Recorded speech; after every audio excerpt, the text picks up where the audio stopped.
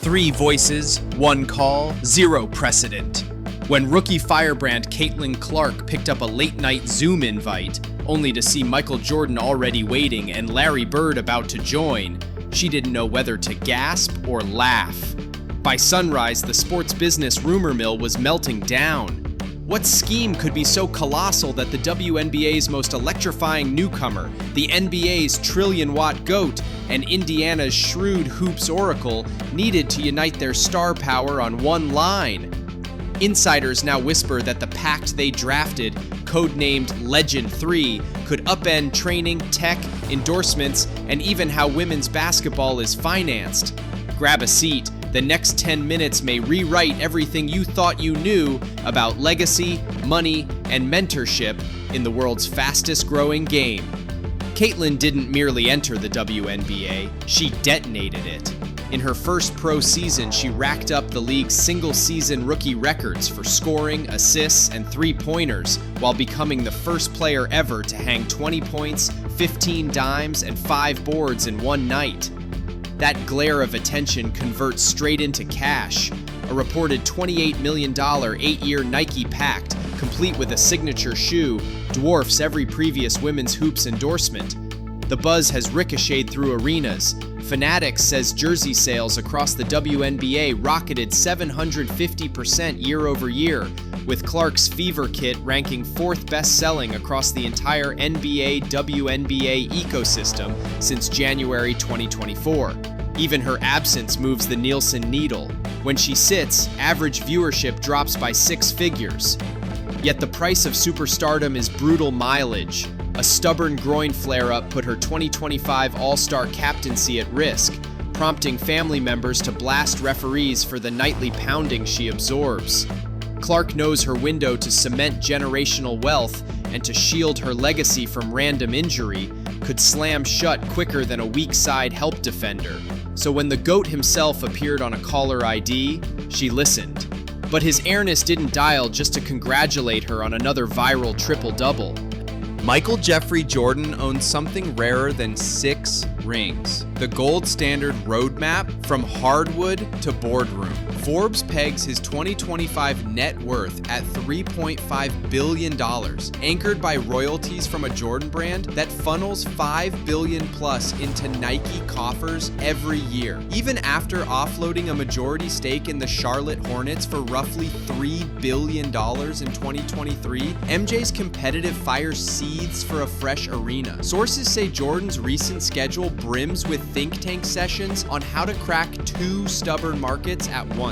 Gen Z sneakerheads who crave authenticity and global girls hoops programs starved for resources. His conclusion? He needs a young, magnetic, proven winner to front the next wave, and he'd rather create that tsunami than ride someone else's. Enter Clark. Her ferocious shot-making mirrors Jordan's own killer instinct, yet she commands demographics he's never fully captured, particularly teenage girls and casual international fans who binge TikTok before ESPN. Business case made, Jordan placed one more phone call to a man whose basketball cerebrum he trusts as much as his own, the hick from French Lick. Because if you're going to reshape the game's future, why not recruit the only human ever crowned MVP, Coach of the Year, and Executive of the Year? Larry Bird's biography reads like Indiana mythology etched in limestone. French Lick childhood, NCAA title game heroics at Indiana State, 3 NBA rings in Boston, then decades guiding the Pacers as coach, president, and, most recently, strategic consultant. He remains the sole person in league history to sweep MVP, CY, and everyone honors. Though Bird officially relinquished president of basketball operations duties back in 2017, he drifted back into the Pacers' orbit in 2023, advising on roster construction and facility upgrades. At 68, he now relishes fine-tuning talent rather than grinding through 82-game schedules. Clark's rookie record spree unfolding in the very same state he calls home felt like divine timing. Bird's pitch inside that 3-way call was deceptively simple. Indiana is basketball. Let's make sure the next century still says that. He proposed that any wide-scale venture should plant its roots in the Midwest. Concrete proof that girls growing up in Terre Haute or Des Moines can dream just as large as kids on Venice Beach. Clark nodded, Jordan smirked. A blueprint began to crystallize. And so, the Legend Pact was drafted. Part training empire, part footwear revolution, part media juggernaut. But first, they had to agree on its beating heart.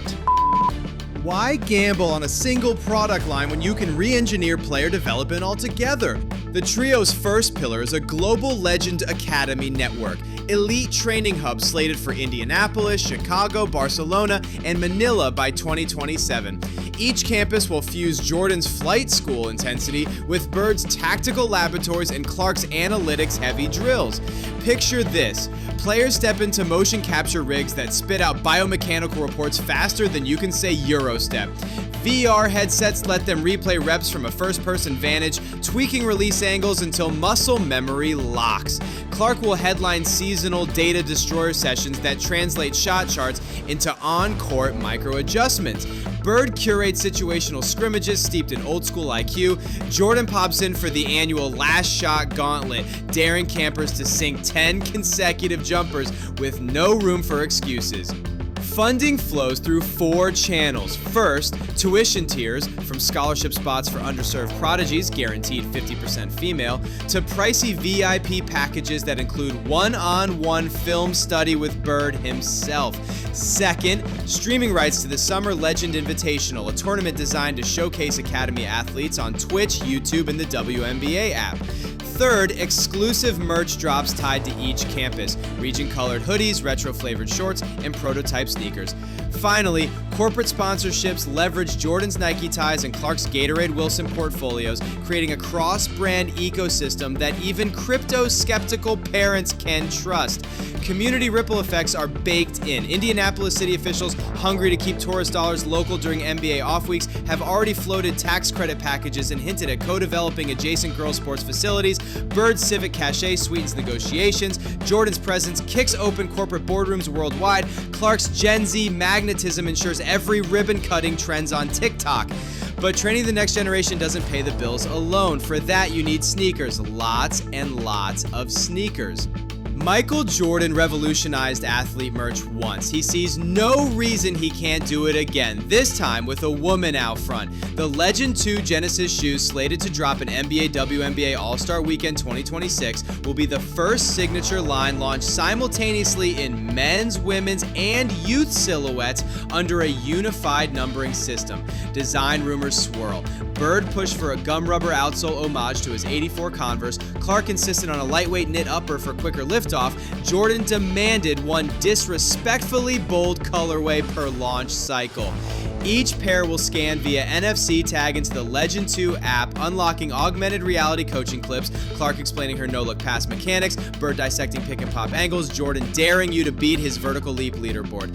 Unlike classic endorsement deals, the trio are tacky. Within hours of the Legend² trademark filing, rival agents blasted the partnership as salary cap warping. Veteran WNBA stars, some still chasing their first major endorsement, privately fumed over a perceived hierarchy leapfrog. Old guard NBA execs warned that cross-league branding might blur distinct identities and siphon merchandising dollars. Analysts worry about Clark's workload. 4 significant bangs in 2 seasons already forced cautious minute caps. One ill-timed collision could stall the entire project. Bird's age likewise invites doubts. Can he keep touring academies deep into his 70s? Skeptics also recalled Jordan's NASCAR foray draining his bandwidth during the Hornets sales saga. Then there's the supply chain gamble. Nike faces cost-cutting headwinds after posting a 10% revenue dip in FY 2025. Committing new factories to a unisex signature line may look reckless to shareholders short-term, even if the long game promises generational returns. Yet, historical precedent suggests that when Jordan backs a venture, market inertia melts. When Bird attaches his hoops intellect, skeptical hoops lifers convert. And when Clark hops on Instagram Live to tease a colorway, 200,000 viewers show up in 5 minutes. So the bigger threat may be over-demand, not flop. Still, the real disruption lies beyond shoes or TV deals. It pulses in numbers that could change every paycheck in women's hoops. First, salaries. The WNBA's 2025 cap sits at $1.55 million per team, less than some NBA veterans make per week. If Genesis Cleat's clear conservative sales forecasts, league execs will face unprecedented pressure to renegotiate the CBA or risk top prospects choosing overseas leagues. Bulk royalty models similar to soccer kit deals could see players splitting merch revenue, an idea Jordan pioneered with his Nike contract. Second, media rights. Current U.S. broadcast pacts expire in 2027. By then, three-point gods will have provided streaming proof that women's hoop stories attract binge-worthy numbers. Networks desperate for sticky content may fork out bundles, raising salary floors while funneling new dollars into grassroots programs. Third, tech transfer.